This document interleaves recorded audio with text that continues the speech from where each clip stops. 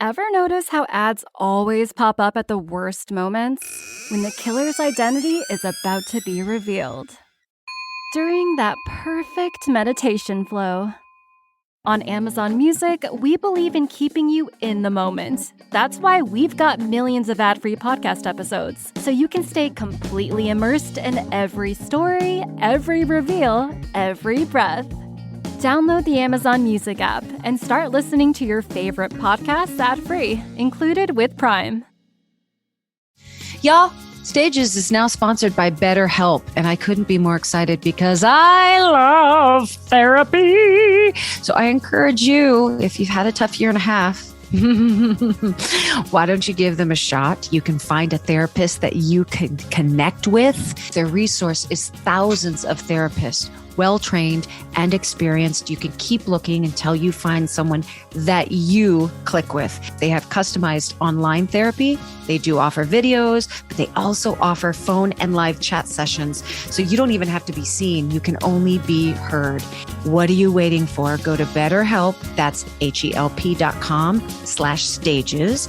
And for our cast members, you get 10% off your first month at BetterHelp.com/stages. Go, go, go. Go find your healing. Go find your happy. Stages podcast is sponsored by BetterHelp. That's HELP.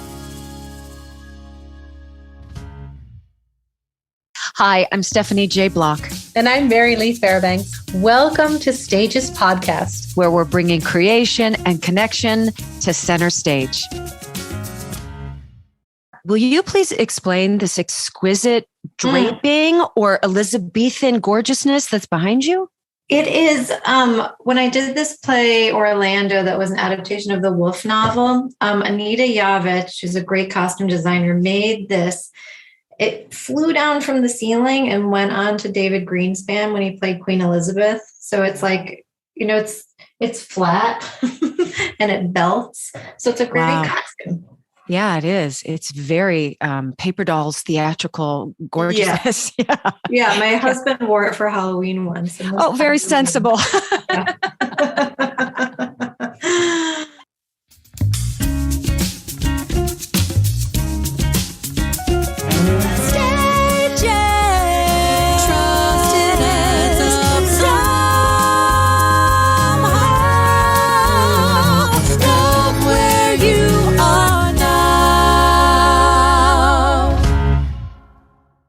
Our guest today is an award-winning playwright, professor, and essayist. She has written 15 plays, including In the Next Room or The Vibrator play and The Clean House. She is a 2-time Pulitzer Prize finalist and a Tony Award nominee, and a recipient of the MacArthur Fellowship.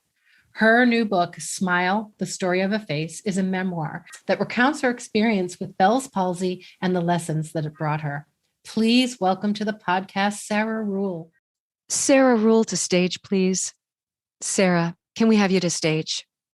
Thank you for agreeing to come and join us. Oh, delighted. I'm a fan and love what you guys are doing. And thank you. Yeah. I'm intimidated by you, though, by your brilliance. Really, I'm being very serious. I've read a lot about you. I've read a lot of your adaptations. I'm on the last 2 chapters of your book, Smile. And this is what I've gleaned. You love soup. I do love soup. It has been mentioned in, I feel like, a couple of your plays. Dead Man's Cell Phone. Mm-hmm. I think it's mentioned like 3 or 4 times in Smile. And I was like, this woman wicked loves soup. And it brought me such joy. Do you love soup? I will be honest. I forget how much I love soup until it's one of the last things in the cabinet. I'm like, oh, what am I going to make my family? And then I'll grab a tomato bisque and put in all of the little extras. It's almost like graham crackers or Tostitos or Ritz that you forget how delicious they are until you pull out the bag or pull out the soup and you go, oh yeah, this is just goodness. I make the best Parmesan zucchini chicken soup you have ever. Oh, yeah. And please send me the recipe. I will. Great. Oh, it's ridiculously good. Mm-hmm. What's your soup of choice? Sarah Ruhl? Well, I have a theory that there's soup people and salad people. And I go into it at length in this book, Letters from Max, which is a correspondence with a former student of mine who also loved soup. What's my favorite soup? I mean, I can't even choose. It'd be like choosing a favorite child. It's Sophie's choice. It must be the difference between the crunch and just the different texture. I think I might be a crunch person, y'all. Well, actresses are often salad people, just because. But I find salad eating tedious and it takes forever to eat. And I think there's something about the soup distillation process that it reminds me of like a monk's bowl, or like there's something ritual about it for me. And the thing I love about soup too is the longer it sort of sits and steeps and even overnight in your fridge, the better it gets. Whereas salad doesn't do that. Salad. We didn't think the interview was going to go this direction. I didn't either, but I'm delighted. But I want to tell you, I loved your book. I really did. I listened to it twice, finished it, started it again.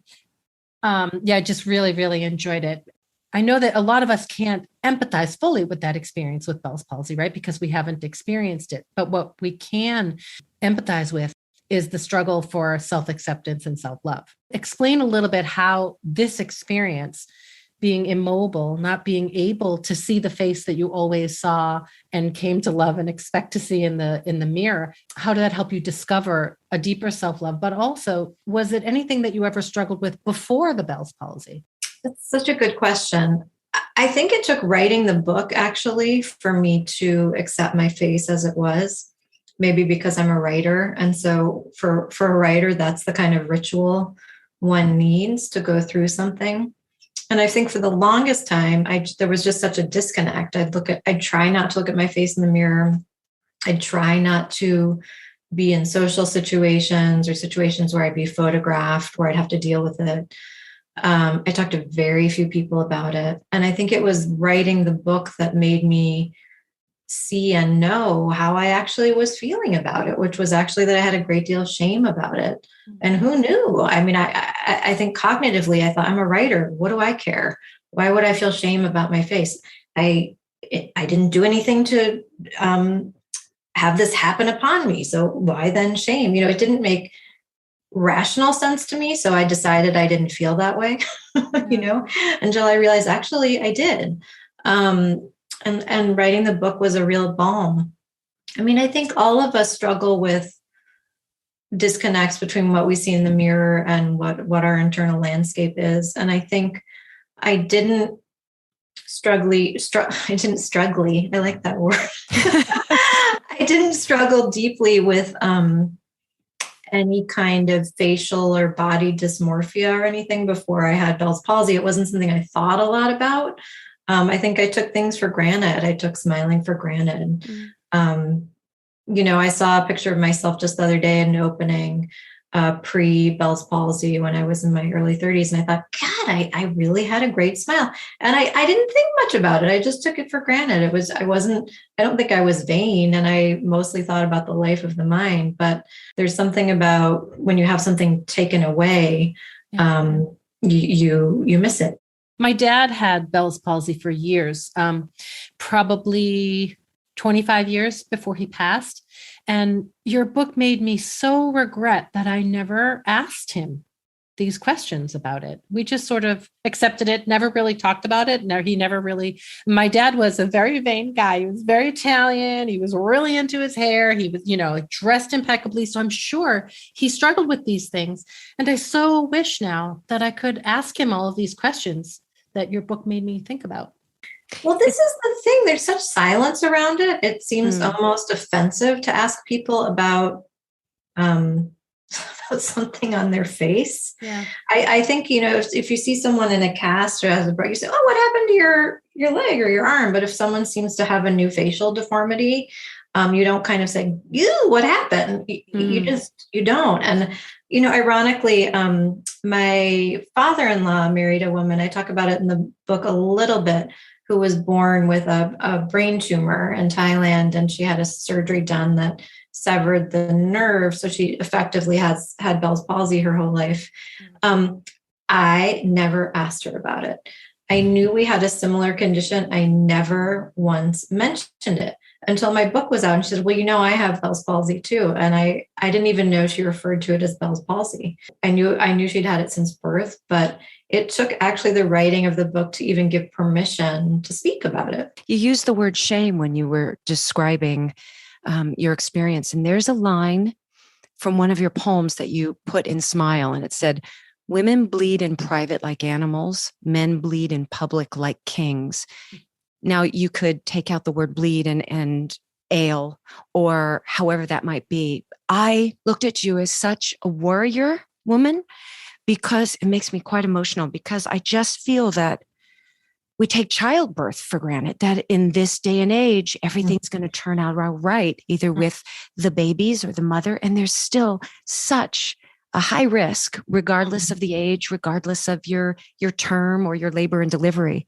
Mm-hmm. And when I see women, and however their life is transformed, when it is tied to childbirth, I want to scream it from the rafters and say, this happened because I brought life into the world. It is a form of beautiful war. We went through a battle. It was bloody. It ravaged our bodies. And we brought brought two into the world.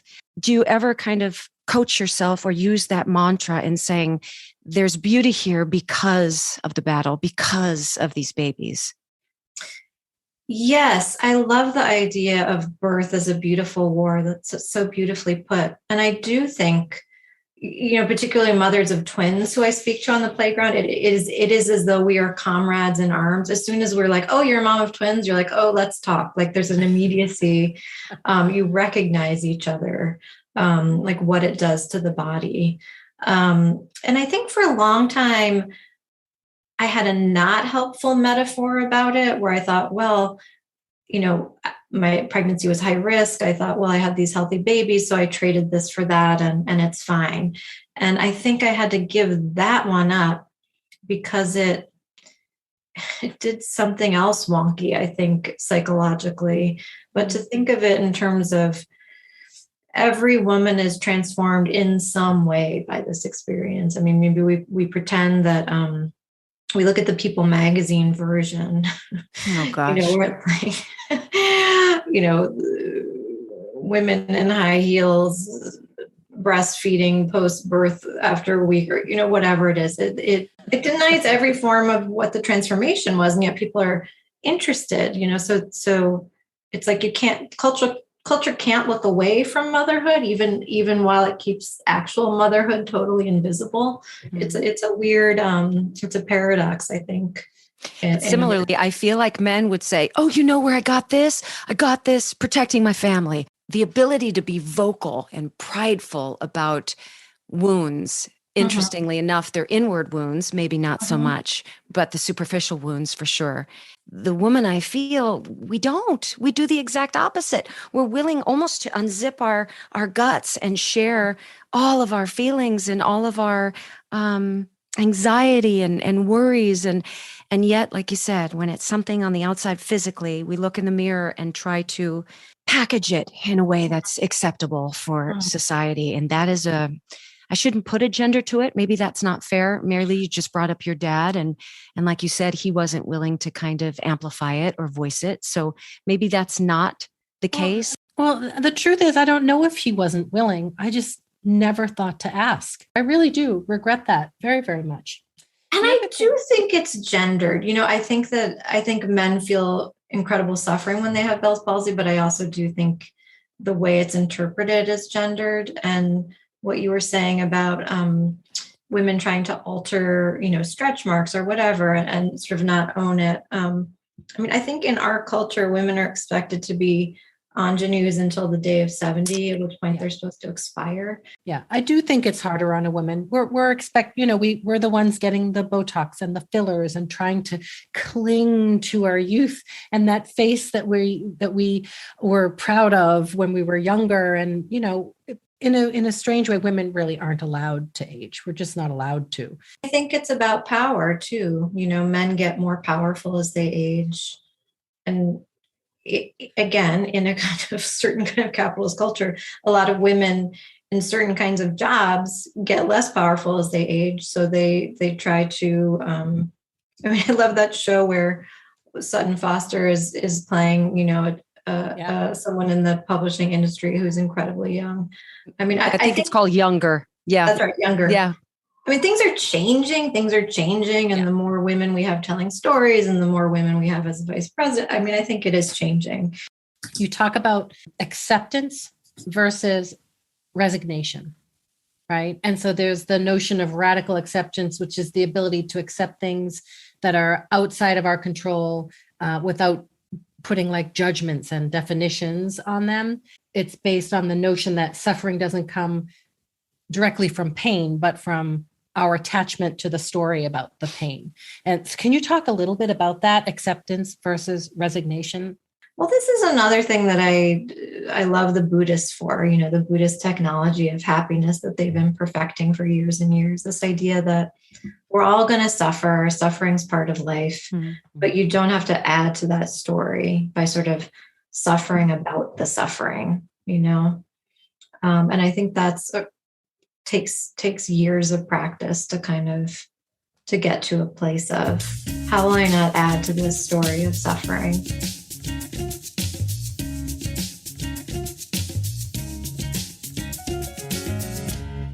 Another one of the visuals that you had in your book that I can envision myself at the subway station when you're putting in your subway card and you're looking to, add value or add time. Yeah. The floor dropped out for me because I went, holy crap. I have stood there way longer than I should, knowing that the end train is coming, knowing I have to get on it because it'll be another 20 minutes before the next one comes. But I was in an internal debate going, should I do value? Should I do time? Should I do value?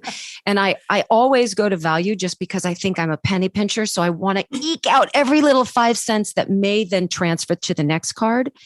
But when you said, I'm afraid of losing time, and so I choose value, like you put a whole different definition of that. Can you speak to that a little bit? I was so interested. Well, I think it's just one of those things where it got very existential sometimes when I would look at value or time and I would sort of forget what it even meant in the real world.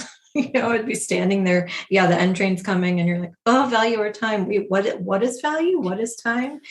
And I think experiences like bed rest or like being in quarantine during the pandemic did that for a lot of us. What is a value when you have so much apparent time? Or what is value when you think you have very little time left? Our conceptions of value change based on how much time we think we have. You also talked about in the book how not being able to express on your face forced you to change the way you expressed yourself verbally or with your gestures or being bigger with your emotions. Did that bleed into your writing? Did it change your craft? I don't know. I feel like that would be an interesting thing for someone to look at and see if they saw that.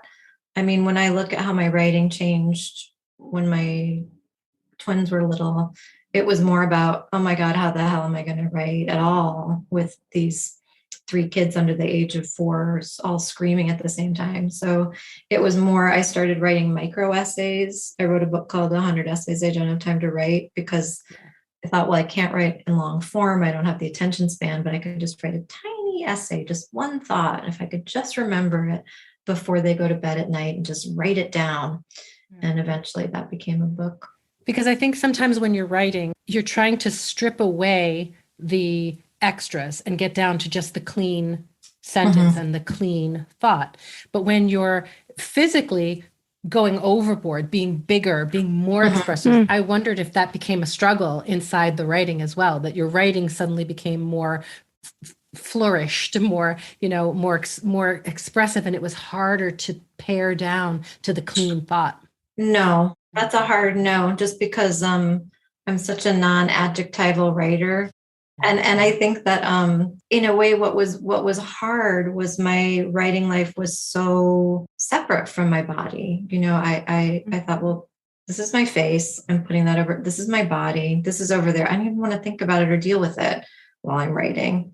The writing felt like some disembodied platonic ideal where you could have a stripped away thought or you could have a poem and you didn't need the extra bodily communication. Or, as a playwright, it's also, that's why I have actors, these amazing avatars who can do all of the embodied expression while I'm sitting in my little room. Oh, Sarah, if we were in a room together, you would be like, oh, girl, you got to get rid of 50 of those choices. We got to pair that. I also find it so interesting that starting as a poet, so you're published at 20 with your poems. Did your father live to see you as a published writer? I might have had a couple poems published before he died. I don't think he would have seen a book published, no. And you said that through poetry, it's the expression of I. And then once you become a playwright, you get to have all these different voices and expressions coming out of these different characters. Has that been freeing to and for you? Yes, it's been the love of my life, except for my husband and kids, doing that work. And I've really missed it during the pandemic, that multivocal writing from a place of we. However, I feel lucky that I've had poetry to go back to, to write from a place of I and to write. I wrote a haiku a day during the pandemic just to mark time and to mark seasonal change. The first week there was no school, as you I'm sure remember. I just thought, what am I going to do with the kids? And I thought, well, I can write poetry. I'll write poetry with my son, William, to not be bored. And we wrote a haiku together the first week, which was something like, the theaters are shuttered, the grocery stores are all empty, but my mind is full. And how old was William at the time? William, let's see. William is 12 now, so he would have been 10. So I turned to the essential, not being able to have that incredible choral, multivocal, let's all be in a room together and make something together. That what has been my life really for the past 20 years. And I went inward and went back to poetry. Are all of your children showing theatrical and artistic tendencies? What's fascinating is not to do with performance. They're not into that. But I think my son might be a writer. My daughter Anna is a beautiful visual artist, and my daughter Hope loves dancing, and Anna dances too. You end the book with a really beautiful story about your daughter Anna. Can you share that? It's such a beautiful story. Sure. It was kind of an amazing story. I was talking to my editor in the car on speakerphone, and Anna was in the back. And we were talking about Bell's palsy and depression and postpartum depression. I hung up the phone and I said, oh, that must have been interesting for you, Anna. What did you think of all that? And she said, oh, what's interesting? I didn't know you felt that way. And I said, well, what did you think? And she said, well, when you got Bell's palsy, I sort of thought it was as though your face was a beautiful house and suddenly a wall fell down and crumbled. And you kept trying to rebuild it brick by brick and you couldn't quite. But when we look at your face, all we see is our house. And I thought, oh, well, if I'd known that 10 years ago, I might not have had to write this book. Like she had it all. She had the metaphor all ready for me. She sure did. And what's extraordinary is, again, going back to the mother of a daughter. Yeah.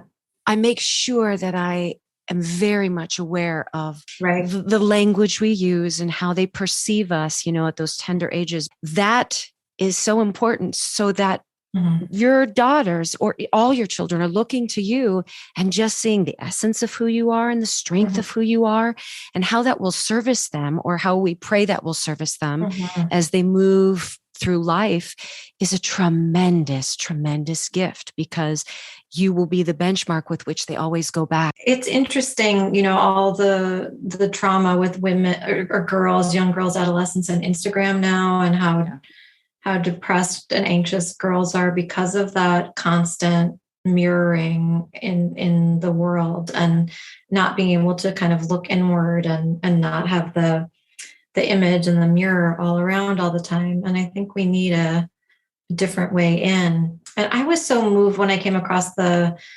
section in the book about finding this phrase, the original face, which comes from Buddhist sutras, this idea of what was your face before your parents were born, your original face.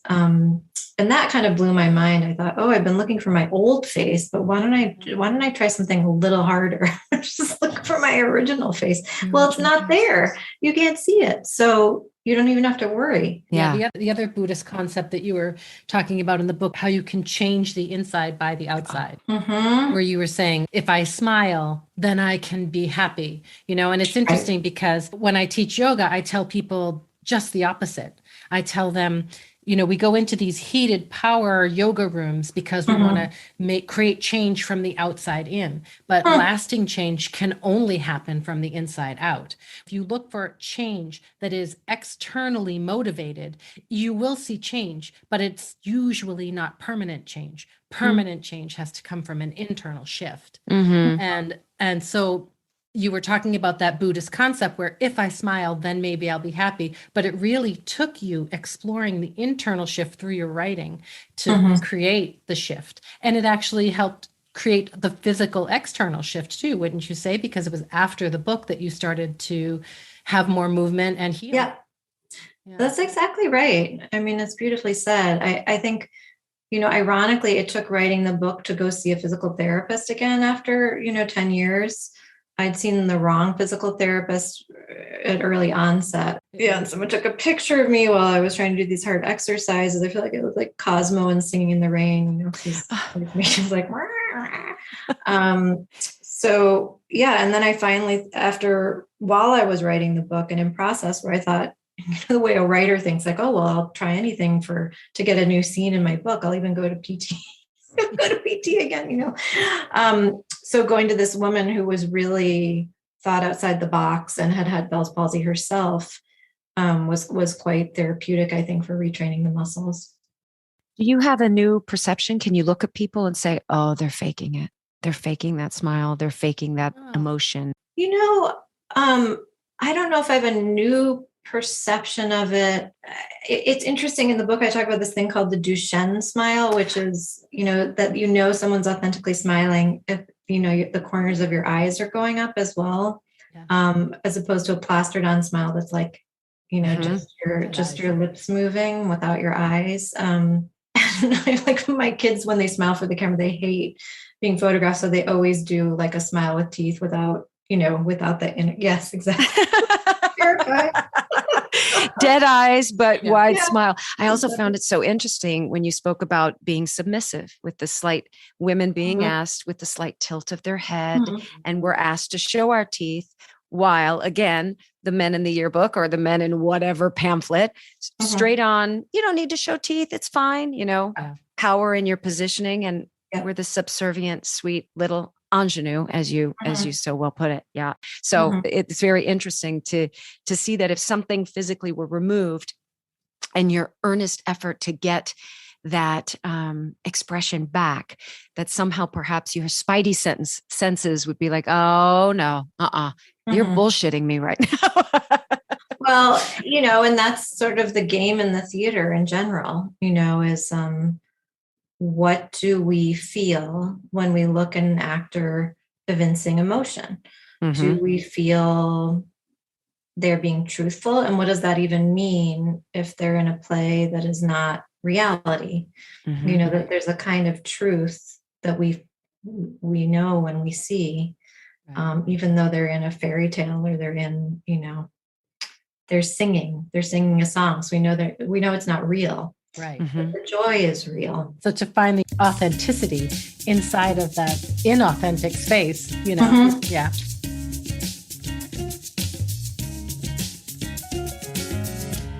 So it seems like you have a real balance between the love of academia and the love of art, and that you're always learning. Is that something that you learned at home as a child? Were your parents like this?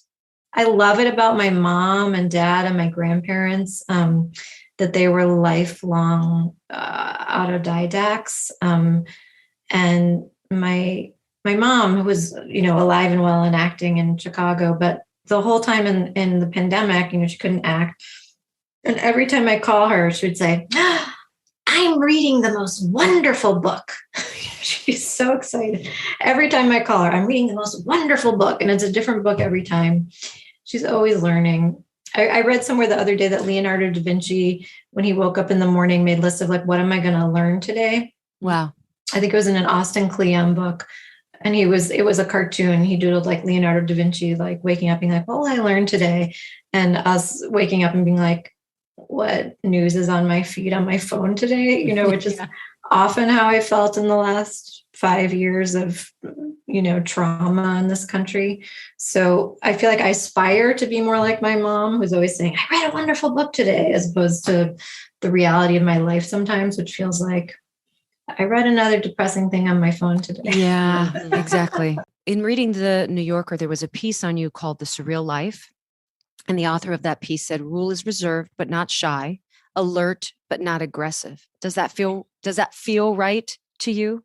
It does. I mean, John Lahr, he became like my psychoanalyst. I mean, I felt really seen by him. And we talked at length, Yeah, he was great. Does he do a lot of pieces on particular artists? He's got a book of profiles, like a collected book. I think it's called Joyride, maybe, like a book of his collected profiles of people in theater.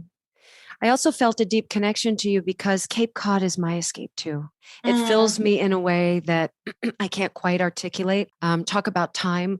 I know in COVID times, we also look at each other and go, what day is it? What's happening now? I have 3 things to do today. That's insurmountable. Like, it's changed my whole definition of time. Yeah. But when I'm in Cape Cod, there is a completely different rhythm that takes over me and my family. Did you go there as a young child, and do you continue to do so?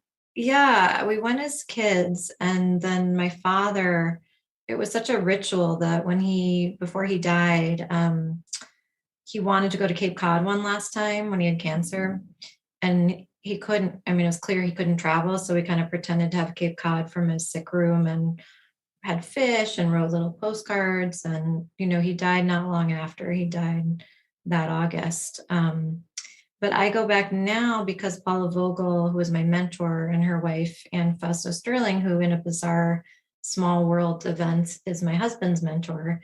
We go to see them. They're sort of godparents of our kids. So we see them every summer.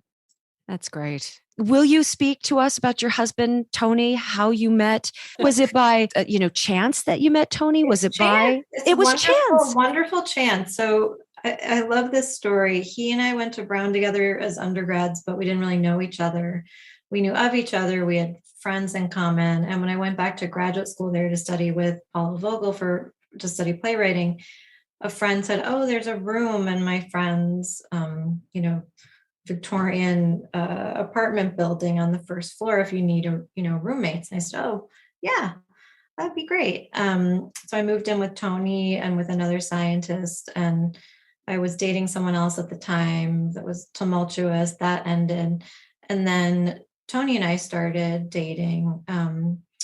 And because it seemed weird to be living together and dating, I eventually moved down the block, which you can do in Providence because, it's like you can find rent. I moved in with a divorced poet and art historian, and then would visit Tony.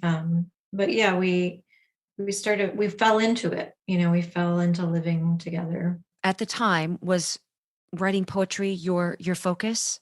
I think Paula Vogel had pulled me over into the dark side of playwriting by the time I was a junior at Brown. So she basically, because I was a little bit shy, she snuck a play of mine into the New Plays Festival at Brown. Obviously I knew it was happening by the time it went up, but it was that opening night that really made me want to be a playwright. And that was my senior year at Brown. So I would have been, 22. And then that was that. To express, I want to be a poet, I find it to be one of the most respected art forms. You don't hear about modern day poets in the mainstream way that you would hope to. Is there still a large community of poets out there that we just don't know? Yes, it's robust. It's wonderful. It's all around. You just have to find them. And I think it's something that I love about poetry is the lack of attachment to capitalism, and there's a beautiful book by Lewis Hyde called The Gift, where he talks about being a poet in a capitalist world. And I really recommend it because he talks about the idea of the gift economy, and that when you're an artist in this moment in time in this culture, it's odd because usually what drives you to be an artist is the impulse to make a gift, is the gift economy. And then you're stuck in this other superstructure, and it's hard to combine the two. So with theater, I feel like it's not that different from poetry. It's a voice, it's a singing voice. It's, calling a voice into the silence or into the void. And then, show business is just an entirely other thing. You adapt a lot of these classical plays. How does that feed you in? And is there a different level of responsibility taking a work that is so well known and renowned and then shaping it into what's needed for this storytelling that you're working on?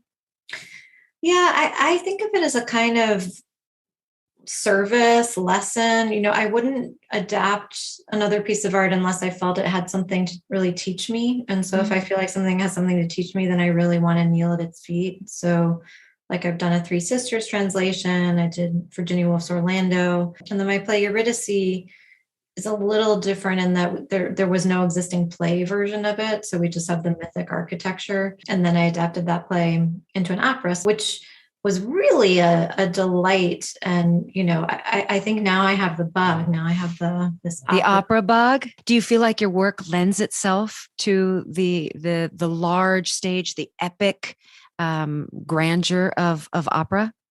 It worked for that play for sure. I don't know if it would work for other plays, but it's interesting because it already had a chorus. It had like a chorus of stones and put it into 3 movements. So it did not require all that much new hardwiring for it to sing in that way. So you said that you adapted it because you felt like it had something to teach you. Can you tell us what those 3 things taught you when you adapted them? Well, Chekhov teaches me about a couple of things. One is structure. He's actually so weird in terms of his structure. You think of Chekhov as maybe a well-made play. It's a bizarre. Three Sisters is a very bizarre structure. It's like, oh, everyone's coming over. Oh, now there's a big fire. Now someone's going to shoot someone.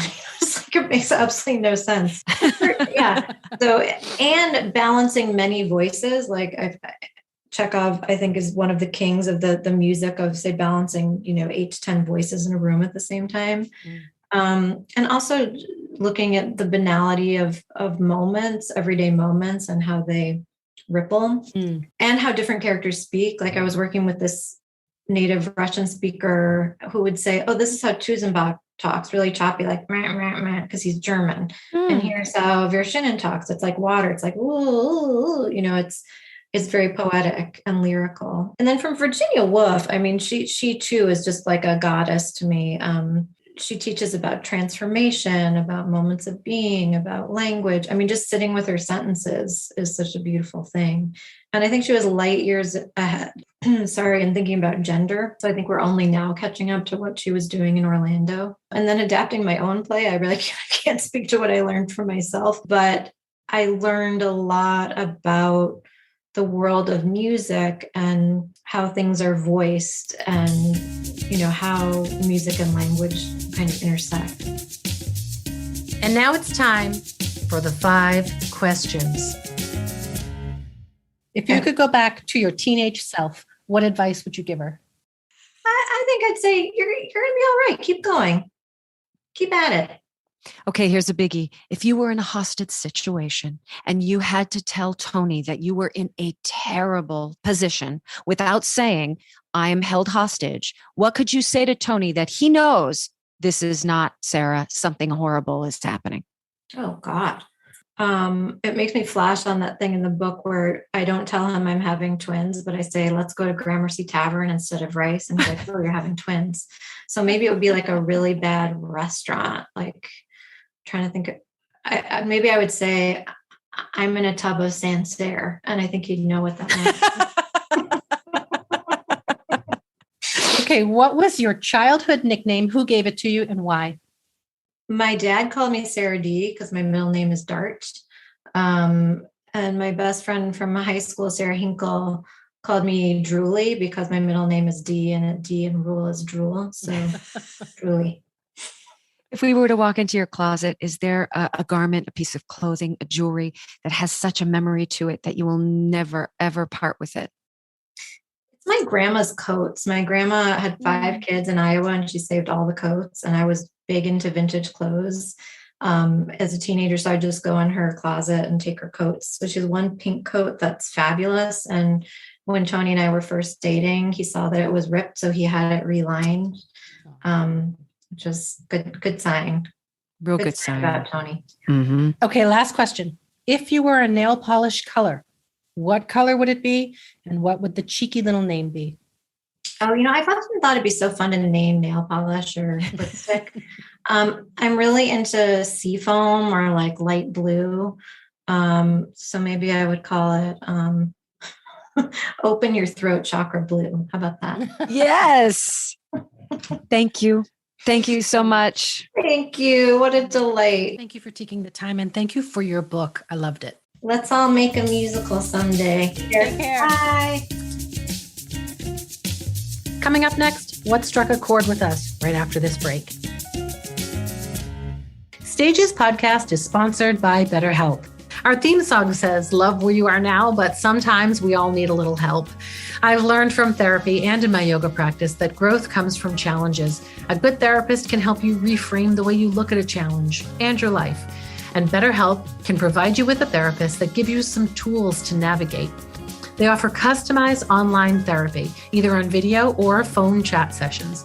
It's more affordable than in-person therapy, and you can reach a therapist in under 48 hours. And right now, Stages cast members get 10% off their first month with BetterHelp, so don't wait. Remember, when you support our sponsors, you support Stages Podcast. So log on to BetterHelp, that's HELP.com/stages, and love where you are now. I'm going to process that interview for a while. That New Yorker article that I referred to, I'm not kidding. I had to look up every 6th word in the article because I didn't know what the definitions of these words were. She's wicked smart. Oh, my stars. Wow. But yet she shows up, she gives of her time, she speaks truthfully. And I think that is what allows people, whether the content is heady or, however you want to phrase wicked smart, you still are reading through her book. And I wept multiple times. There's a page in the book that has her picture and her smiling before the Bell's palsy. And I kept referring back to that picture. And I kept thinking, Stephanie, what does it matter what her before face looked like? What does it matter? But somehow getting lost in her words and getting lost in her story and her journey to want to go back to that before face, I needed it as a point of reference so that I could walk alongside her in this book. Yeah. I kept saying, I can't imagine. And then she addresses that in this book. And she says, please stop saying I can't imagine. It's much more gracious and empathetic to say, I can only imagine what that might be. And that changing of phrase, I was like, that makes such a difference. I will never say I can't imagine anymore. I know. There were so many of those moments in this book. And I kept doing it in the interview, like, when you said this in the book and you said this in the book, because they just kept jumping out at me. And I think that's why she's such a great writer. She has these clear, brief, profound statements. Yes. And even as an interviewee, she doesn't embellish. She was clear, brief, profound. And that's just what she does. And her book, I feel like she had the grace to allow us to look at ourselves in a different way. And that's the whole point, right? You don't want to go back to the face you used to have or the being you used to be, right? We're supposed to change. We're supposed to allow that change. And part of our pain and unhappiness is what we do to ourselves because we don't want to allow the change, not only the physical change, but the emotional changes that we go through, especially through middle age. Right. The physical, the emotional, and spiritual changes that we start to have as middle-aged women. Our kids are growing, our kids are moving. What's this next thing? And instead of going back and trying to recapture the face that we used to have, the youth that we used to have, the person that we used to be then, we have to embrace what we are now. Well, that's the thing, right? The embracing of ourselves, the acceptance of ourselves is the only point from which then we can change. But she gives us gifts in this book that did spiritually change me. She also uses extraordinary moments that she took from other playwrights, other artists that she'd worked alongside. And one that I want to share, as she says, a former student, a wonderful playwright named Tori Sampson, wrote a play called If Pretty Hurts, Ugly Must Be a Motherfucker. It's an adaptation of a West African fable about jealous girls who try to drown the most beautiful girl in the village. At the end of the play, a woman sits at the mirror and slowly puts on makeup. She says to herself in a mirror, like a mantra, "This is my body. I am my soul. These are my lips. I am my word. This is my skin. I am my action. These are my legs. I am my contribution. This is my smile. I am my laughter." Well, Mary Lee, I was such a mess, because the truth of that and the difficulty with which I try to embrace, I know this to be true, that is so effectual to me. And if that's a lesson I can learn in reading her book, the sort of sanctity of being clear and accepting and then moving forward. Oh my gosh. There's a stillness that you need for that kind of succinct clarity. And I think the world is not very still. This notion of radical acceptance, I think, really sits with me. What does that look like to you? Define radical acceptance to you. It's about understanding how to release control over things that we have no control over, and just allowing things to be what they are without judging them, without putting labels on them, without trying to change them into something that we would prefer.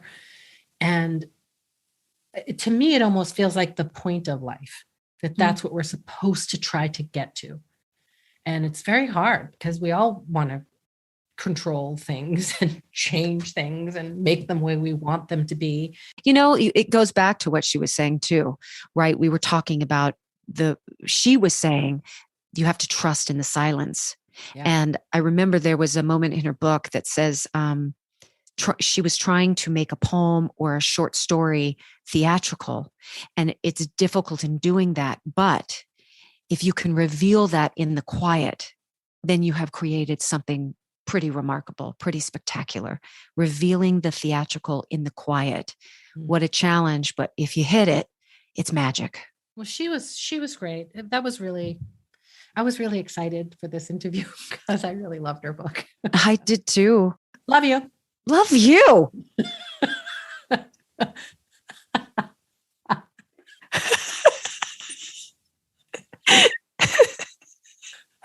Goodbye. So if this episode resonated with you, please follow, subscribe, and share. You can always find us at stagespodcast.net. A big thank you goes out to our assistant and doer of all things technical, Saren Cho. Thank you to Noah Kaiserman and Garrett Healy for our beautiful original music, Melanie Von Trapp for our Stages Podcast logo, Brock Grenfeld, our sound engineer, and Allison Arns, our PR and social media expert. And thank you, our cast members, for joining us today. We hope you come back next week.